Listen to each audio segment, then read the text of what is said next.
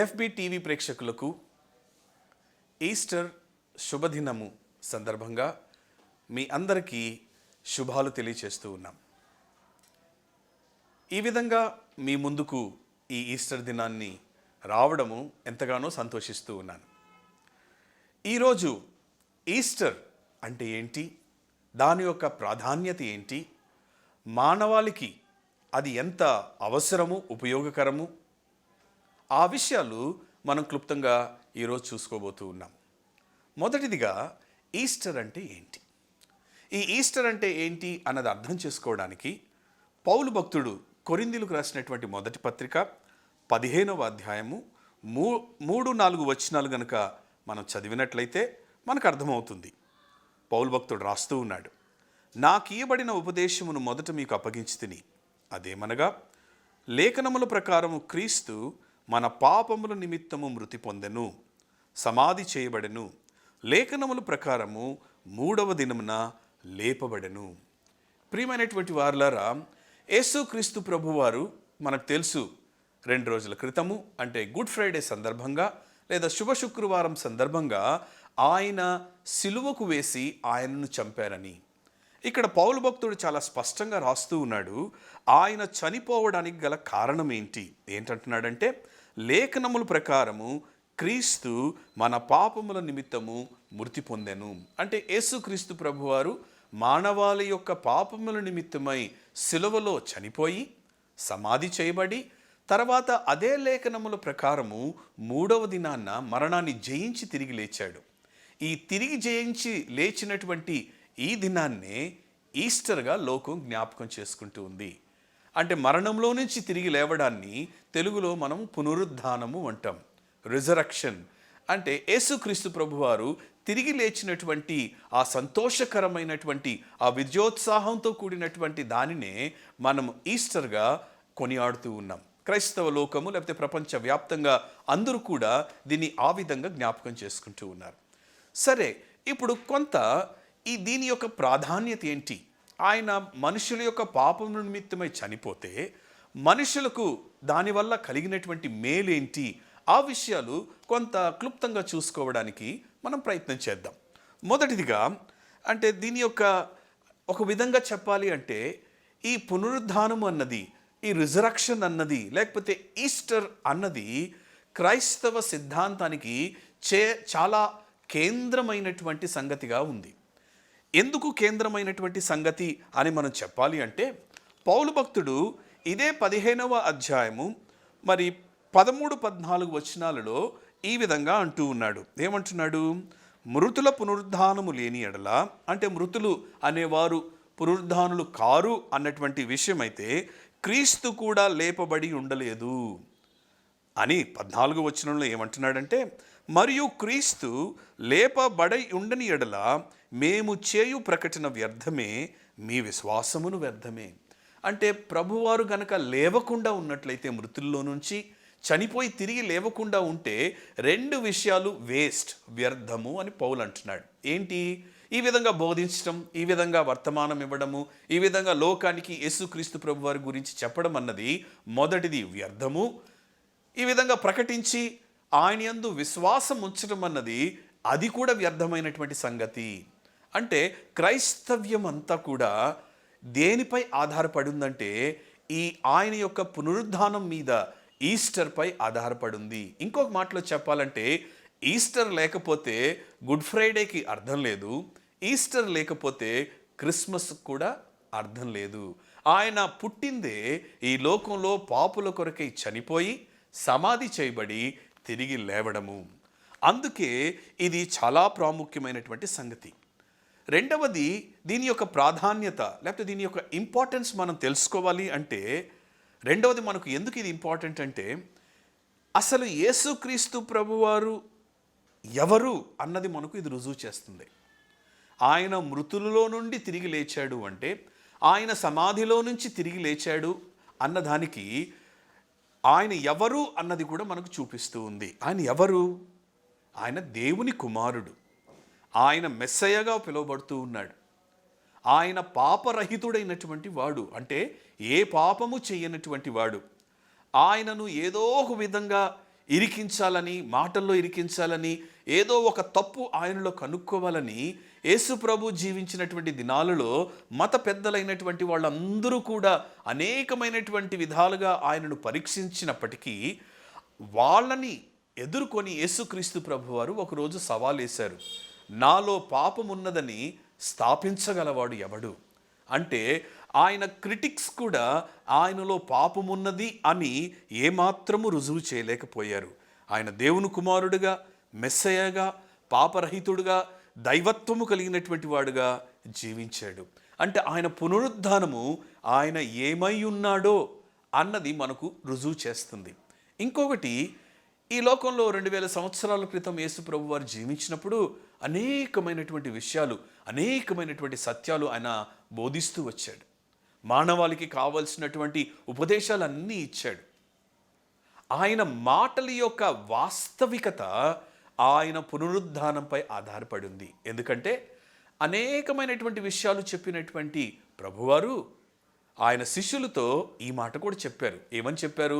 పలు సందర్భాల్లో ప్రభువారు చెప్పారు, నేను యెరూషలేముకు వెళ్ళాలి, వెళితే అక్కడ నేను అప్పగించబడతాను, అక్కడ ఉన్నటువంటి శాస్త్రులు, పరిసయ్యులు వీళ్ళందరూ కూడా నన్ను మరి రోమా ప్రభుత్వానికి అప్పగిస్తారు, వారు నన్ను మరణానికి అప్పగిస్తారు, అయితే చనిపోయిన తరువాత నేను 3వ దినాన తిరిగి లేస్తాను అని ప్రభు చెప్పాడు.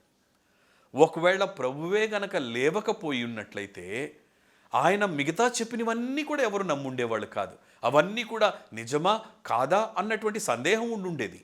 అయితే ఏ విధంగా అయితే యేసు ప్రభు వారు చెప్పారో ఆయన మరణం గురించి, భూస్థాపన గురించి, పునరుద్ధానం గురించి, అదేవిధంగా అక్షరాల ఆయన మరణాన్ని తిరిగి జయించి లేచాడు. అంటే ఆయన చెప్పింది వాస్తవము, సత్యము అని మనం గ్రహించగలం. యేసు ప్రభు వారు నేనే మార్గము, నేనే సత్యము, నేనే జీవం అన్నాడు. అంటే ఆయన బ్రతికున్నప్పుడు చెప్పిన ప్రతీది కూడా మనము అక్షరాల సత్యమని దాన్ని మనం గ్రహించవచ్చు. అంటే ప్రభువారు ఏమై ఉన్నారో అది మనకు పునరుద్ధానం తెలియజేస్తుంది. ప్రభువారు పలికినటువంటి మాటలు కూడా సత్యమైనవి అని మనము ఆయన పునరుద్ధానం ద్వారా మనం తెలుసుకోగలుగుతూ ఉన్నాము. ప్రియమైనటువంటి వారులారా, ఒక సందర్భంలో ఒక ఆఫ్రికా దేశానికి చెందినటువంటి ఒక ముస్లిం ఆయన యేసు ప్రభువారిని అంగీకరించినప్పుడు కొంతమంది స్నేహితులు ఆయన వచ్చి అడిగారు, అయ్యా నువ్వు క్రైస్తవ్యాన్ని ఎందుకు అంగీకరించావు, యేసు ప్రభువారిని నీ రక్షకుడుగా నీవెందుకు అంగీకరించావు అంటే ఆయన వాళ్ళకి ఒక ఉదాహరణ చెప్పాడు. అయ్యా నేను రోడ్డు మీద నడుచుకుంటూ వెళుతున్నాను, ఆ రోడ్డు 2 పాయలుగా చీలినప్పుడు నేను ఎటువైపు వెళ్ళాలి అని ఒక 2 వ్యక్తులు ఉన్నారు. ఒక దగ్గర ఒక మార్గంలో ఏమో చనిపోయినటువంటి వ్యక్తి ఉన్నాడు, ఇంకొక మార్గంలో బ్రతుకున్న వ్యక్తి ఉన్నాడు. నేను ఎవరిని అడుగుతాను? నేను అడగగలిగింది బ్రతుకున్నటువంటి వాడినే, ఎందుకంటే అతనే నాకు సమాధానం చెప్పగలడు. చనిపోయిన వాడితో నాకు సంబంధం లేదు, లేకపోతే అక్కడి నుంచి నాకు ఏమీ స్పందన రాదు. అదేవిధంగా నేను నమ్ముకున్నటువంటి ఇతర దేవుళ్ళు ఎవరైతే ఉన్నారో, లేకపోతే ఇతర ఎవరైతే నేను నమ్ముకున్నారో వాళ్ళందరూ చనిపోయి అలాగే వెళ్ళిపోయారు. ఒక్క యేసుక్రీస్తు ప్రభువారు మాత్రమే చనిపోయి తిరిగి లేచారు.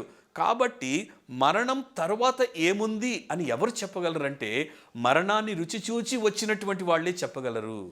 చాలాసార్లు లోకంలో అంటూ ఉంటారు, మరణం తర్వాత జీవితం ఉందో లేదో మనకు తెలియదు అని.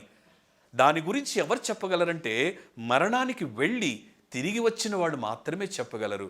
ఆ విషయాలు తెలుసుకోవాలంటే కేవలం యేసుక్రీస్తు ప్రభువారి దగ్గరకు మాత్రమే రాగలం. ఎందుకంటే ఆయన పునరుద్ధానము మరణం తర్వాత ఏముంది అని మనకు తెలియజేస్తుంది. యేసు ప్రభువారు ఈ లోకంలో ఉన్నప్పుడు మరణం తర్వాత ఏముంటుందో అనేకమైనటువంటి విషయాలు ఆయన చెప్పారు. అవన్నీ కూడా ఆయన తిరిగి లేచుట ద్వారా అది సత్యము అని మనం గ్రహించగలము. యేసు ప్రభువారి యొక్క పునరుద్ధానం ద్వారా ఇంతకుముందు మనము కొరింథీయులకు రాసిన మొదటి పత్రిక 15వ అధ్యాయం 3వ వచనంలో మనం చూసాం, ఆయన పాపముల నిమిత్తము మృతి పొందెను. అంటే మనుషుల యొక్క పాపాల యొక్క ప్రాయశ్చిత్తం కొరకు ఆయన చనిపోయాడు. కాబట్టి మనుషులకు పాప క్షమాపణ కలుగుతూ ఉంది. ప్రియమైనటువంటి వారలారా, లోకంలో ఉన్నటువంటి మనుషుల యొక్క పాపం క్షమించబడాలి అంటే ఈ యేసుక్రీస్తు ప్రభువారి దగ్గరికి రావాలి. ఈ యేసుక్రీస్తు ప్రభువారి దగ్గరికి ఎందుకు రావాలంటే ఆయన మరణాన్ని జయించి తిరిగి లేచినటువంటి వాడుగా ఉన్నాడు. సరే, ఇప్పుడు మనము చాలా ప్రాముఖ్యమైనటువంటి మూడవ అంశంలోనికి వెళదాం. 2000 సంవత్సరాల క్రితం యేసు ప్రభు ఈ లోకంలోకి వచ్చాడు. సరే, మంచి మంచి మాటలు చెప్పాడు, చనిపోయాడు, తిరిగి లేచాడు. అయితే ఇప్పుడు 2019వ సంవత్సరంలో జీవిస్తున్నటువంటి నాకు, లేకపోతే ముందున్నటువంటి సంవత్సరంలో జీవించబోయేటటువంటి వారికి దానివల్ల ప్రయోజనం ఏంటి? ప్రియమైనటువంటి వారలారా, ఒక విషయాన్ని మీ ముందు నేను ఉంచాలని ఆశపడుతున్నాను. నాతో పాటు మీరు రోమిలకు రాసినటువంటి పత్రిక 10వ అధ్యాయము 9-10 వచనాలు మనం చూసినట్లయితే పౌలు భక్తుడు ఇక్కడ రాస్తూ ఉన్నాడు. అదేమనగా, యేసు ప్రభువని నీ నోటితో ఒప్పుకొని దేవుడు మృతులలో నుండి ఆయనను లేపెనని నీ హృదయమందు విశ్వసించని ఎడల నీవు రక్షింపబడుదువు. అంటే మనుష్యులు ఈ పాపము నుంచి విడిపించబడి రక్షణ మార్గములో, అంటే పాపం వల్ల నరకానికి వెళ్ళవలసినటువంటి ఆ శిక్ష నుండి తప్పించుకోవాలి అంటే ఈ మరణంలో నుంచి తిరిగి లేచినటువంటి యేసు ప్రభువారిని యందు విశ్వాసం ఉంచినట్లయితే, పునరుద్ధానుడైనటువంటి యేసుక్రీస్తు ప్రభువారి నందు విశ్వాసం ఉంచినట్లయితే మనము రక్షించబడతాము అని చెప్పబడుతుంది. కాబట్టి ప్రియమైనటువంటి ఈ యొక్క ప్రోగ్రాంని వీక్షిస్తున్నటువంటి వారులారా, మీరు ఇంకా యేసు ప్రభువారిని మీ రక్షకునిగా అంగీకరించకుండా ఉన్నట్లయితే, ఆయన తిరిగి లేచినటువంటి వాడుగా ఉన్నాడు. ఆయన యందు గనక మనం విశ్వాసం ఉంచినట్లయితే మన పాపములు క్షమించబడతాయి. మనం ఏ దేశానికి చెందిన వారమైనా, ఏ ప్రాంతానికి చెందినటువంటి వారమైనా, యోహాను భక్తుడు తన సువార్తలో 1వ అధ్యాయంలో ఏమని చక్కటి మాట రాస్తున్నాడు. తనను ఎందరు అంగీకరించిరో, అంటే యేసుక్రీస్తు ప్రభువారిని ఎంతమంది అయితే అంగీకరిస్తారో వాళ్ళందరినీ తన పిల్లలుగా అవ్వడానికి ఆయన అధికారాన్ని ఇస్తూ ఉన్నాడు. ఆయన హక్కును చేర్చుకోవడానికి సిద్ధంగా ఉన్నాడు. అయితే నీవు ఆ పునరుద్ధానుడైనటువంటి యేసుక్రీస్తునందు నీవు విశ్వాసం ఉంచాలి. ఆయన నా కొరకు చనిపోయాడు, ఆయన మరణాన్ని తిరిగి జయించి లేచాడు అని నీ విశ్వాసం ఉంచినట్లయితే రక్షించబడి ఆ నిత్యమైనటువంటి నరకం నుంచి తప్పించబడి పరలోకంలో దేవునితో నీవు సంతోషంగా ఉండగలుగుతావు. అదే సమయంలో ప్రియమైనటువంటి క్రైస్తవ లోకమా, ఎవరైతే యేసుక్రీస్తు ప్రభువారి నందు విశ్వాసం ఉంచి మరి మీ క్రైస్తవ జీవితంలో ముందుకు వెళ్తున్నారో, నేను మీతో కూడా మాట్లాడాలని ఆశపడుతున్నాను. మీ జీవితం ఏ విధంగా ఉంది? పునరుద్ధానుడైనటువంటి యేసుక్రీస్తు ప్రభువారు మీ జీవితాల్లో ఎలాంటి ప్రభావాన్ని చూపిస్తూ ఉన్నారు? నేను 3 విషయాలు మీ ముందు నేను ఉంచాలని ఆశపడుతూ ఉన్నాను. మొదటిది మగ్దలేని మరియ. ఈ మగ్దలేని మరియ యేసుక్రీస్తు ప్రభువారు సమాధి చేయబడిన తర్వాత 3వ రోజు, అంటే ఆదివారం తెల్లవారుజామున ఆయన మృతదేహానికి సుగంధ ద్రవ్యాలు పూయడానికి సమాధి దగ్గరికి వెళ్ళింది. సమాధి దగ్గరికి వెళ్ళినప్పుడు యేసుక్రీస్తు ప్రభువారి యొక్క దేహం అక్కడ కనిపించిపోయేసరికి దుఃఖ సాగరంలో మునిగిపోయింది. ఏడుస్తూ ఉంది, కన్నీరు కారుస్తూ ఉంది. ఆ సమయంలో ఆమెకు ఇవ్వబడినటువంటి వర్తమానం ఏంటంటే, ఆయన మృతులలో లేడు, ఆయన సజీవుడై తిరిగి లేచాడు అన్నటువంటి వర్తమానం. ఎప్పుడైతే దుఃఖంతో నింపబడినటువంటి ఆమెకు యేసుక్రీస్తు ప్రభువారు తిరిగి లేచాడు అన్నటువంటి వర్తమానం వచ్చిందో, ఆ దుఃఖం కాస్త, ఆ కన్నీరు కాస్త ఆనందమయంగా మారిపోయింది. ప్రియమైనటువంటి శ్రోత, నీవు ఏ దుఃఖంలో ఉన్నావో నాకు తెలీదు, ఎన్ని బాధలు గుండా వెడుతున్నావో నాకు తెలీదు, ఎన్ని కన్నీటి రాత్రులు నీవు గడుపుతున్నావో నాకు తెలియదు. కానీ నీవు నమ్ముకున్నటువంటి యేసుక్రీస్తు ప్రభువారు సజీవుడుగా ఉన్నాడు. ఆయన మరణాన్ని తిరిగి లేచాడు. ఆ రోజు కన్నీటితో ఉన్నటువంటి మగ్దలేని మరియకు ఆనందాన్ని కలిగజేసింది పునరుద్ధానుడైనటువంటి యేసుక్రీస్తు ప్రభువారి యొక్క ఆయన సజీవుడుగా ఉన్నాడన్నటువంటి వార్త. నీకు తెలుసా నీ ప్రభు సజీవుడుగా ఉన్నాడని? నీ జీవితంలో ఆయన సజీవుడుగా ఉన్నట్లయితే నీ దుఃఖాన్ని ఆనందంగా ఆయన మార్చగలడు. రెండవది, యేసుక్రీస్తు ప్రభువారి యొక్క శిష్యులు, ఒక్క తోమా మినహాయించి మిగిలిన వారందరికీ యేసుక్రీస్తు ప్రభువారు కనిపించారు. కనిపించే ముందు వాళ్ళందరూ కూడా ఒక గదిలో తలుపులు వేసుకొని కూర్చొని ఉన్నారు, భయంతో నిండుకొని ఉన్నారు. ఏ సైనికులు వస్తారో, ఎవరొచ్చి వాళ్ళు ప్రశ్నిస్తారో, వాళ్ళు చనిపోతారేమో అన్నటువంటి భయంతో వాళ్ళు గదిలో ఉన్నప్పుడు, వాళ్ళు గదిలో ఉండగానే యేసుక్రీస్తు ప్రభువారు లోనికి వచ్చారు. ఎప్పుడైతే భయంతో నింపబడినటువంటి శిష్యులు పునరుద్ధానుడైనటువంటి యేసుక్రీస్తు ప్రభు వారిని సజీవుడుగా చూశారో వాళ్ళ భయమంతా పటాపంచలైపోయింది. వారు ధైర్యంతో నింపబడి ప్రభు గురించి ప్రకటించడం ప్రారంభించారు. ఎంతగా వారు ప్రభు గురించి ప్రకటించారు అంటే వాళ్ళ యొక్క ప్రాణాల్ని పెట్టడానికి కూడా వెనకాడలేదు. ఒకప్పుడు మరణానికే భయపడి దాక్కున్నటువంటి తలుపుల చాటున ఉన్నటువంటి వీళ్ళు యేసుక్రీస్తు ప్రభు వారి యొక్క పునరుద్ధానము వారిలో ధైర్యాన్ని నింపింది. ప్రియమైనటువంటి వారలారా, మీరు ఎలాంటి భయం గుండా వెళుతున్నారు? ఎలాంటి ఆవేదన గుండా వెళుతున్నారు? మీ భయం ఏదైనా సరే, మన ప్రభు పునరుద్ధానుడైనటువంటి వాడు సజీవుడుగా ఉన్నాడు. He should make an impact in our lives. ఆయన మన జీవితాల్లో ప్రభావము చూపించాలి. ఆయనను నీవు సజీవుడుగా నువ్వు చూడగలిగినట్లయితే నీ భయమంతా వెళ్ళిపోయి ఆ ధైర్యంతో నీవు నింపబడి ఆయన కొరకు నీవు జీవించగలవు. మూడవది, తోమాకు కూడా ప్రభు కనపడ్డాడు తర్వాత. ఒకప్పుడు అనుమానం ఉంది, మీరు చెప్పేది నేనేం నమ్మను అని తన శిష్యులతో, మిగిలినటువంటి వారితో అన్నాడు. యేసు ప్రభు వారి శిష్యులతో, నేను ఆయన గాయాల్లో వేలిపెట్టి చూస్తే కానీ నేను నమ్మనని చెప్పాడు తోమా. ఎప్పుడైతే యేసు ప్రభు వారు కనపడ్డాడో అనుమానంతో ఉన్నటువంటి తోమా ఇప్పుడు నిశ్చయతతో నింపబడినటువంటి వాడుగా అయిపోయాడు. ఫుల్ అష్యూరెన్స్ వచ్చేసింది, నేను ఇంకేమాత్రం అనుమానించును అని. ఒకవేళ నీవు నమ్ముకున్న ప్రభువు గురించి నీవు అనుమానిస్తున్నావేమో, నీ పరిస్థితుల్లో నుంచి బయటకు తీసుకురాగలడో లేదో అని నీవు అనుమానిస్తున్నావేమో. ప్రియమైనటువంటి వారలారా, ఆయన సజీవుడు. ఆయన గురించి నీవు బాధపడాల్సినటువంటి, లేకపోతే నిన్ను బయటకు తీసుకురాలేడు అన్న భయము, అనుమానం నీకు ఉండాల్సినటువంటి అవసరం లేదు. నీవు నిశ్చయితతో నీవు జీవించగలవు.